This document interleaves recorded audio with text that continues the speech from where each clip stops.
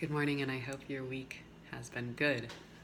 This week, the rule you'll be talking about is reconciliation. And in the community of St. Anselm's Rule of Life, I think this is one of the most challenging and also most important rules in the rule.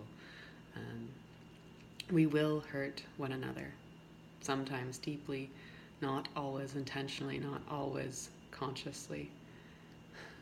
Again, in the community of St. Anselm, we were people coming from all different backgrounds and thus different etiquettes and different expectations in interacting. And we hurt one another, not always intentionally, nor always consciously, but we hurt one another. And the attempt in the community of St. Anselm was to kind of hold a posture of forgiveness. This would look just day to day in small actions, saying, "Oh, I'm sorry, I did that." Or, "This hurt me, could we talk about this?" Basic things that made a difference.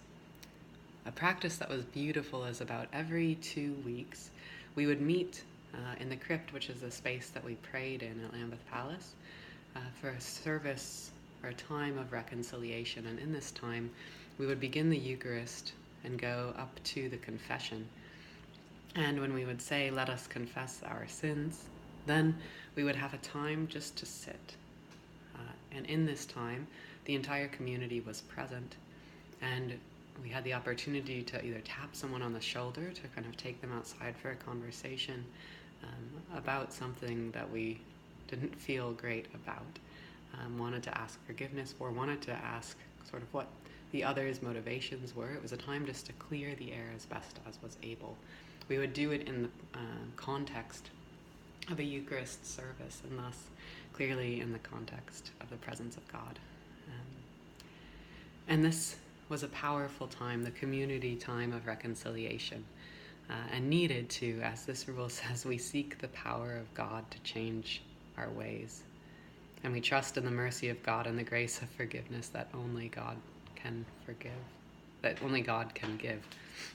And how clear forgiveness is hard, and that we need God to do that. There are some things I don't think we're able to forgive on our own means, and we need to ask God to forgive, to help us with a grace or a gift of forgiving. And when set in the Eucharist, it's a very clear connection that God is at the heart. God is the forgiveness that we need. And so that was one aspect of reconciliation, was happening on that communal level. Within the community, we would pray for reconciliation on a global scale or in a wider community. And so being part of the Anglican Communion and the divisions right now around the Anglican Communion, particularly about same-sex marriage and the doctrine of marriage, we were a praying presence at some of those conversations among leaders of the different parts of the world, communion. And in that, the hope, the direction we would pray is for reconciliation, is to recognize that we have hurt one another, sometimes deeply, not always intentionally nor consciously, but we have hurt one another, and in that we deal with those relationships. And we deal with them honestly, but it's important to address that which has caused a division or that which has caused some kind of schism. And so we would pray for reconciliation on a wider scale. If you'd like, at some point today or later, there's a litany of reconciliation from Coventry Cathedral, which is a cathedral in England that is dedicated to reconciliation. And the Coventry Litany of Reconciliation is read around the world in services of reconciliation. And with each call or each request for God's forgiveness of a certain part of the world, a broken part of our culture, our society, how things are shaping, we say, "Merciful Lord, forgive," or "Father, forgive."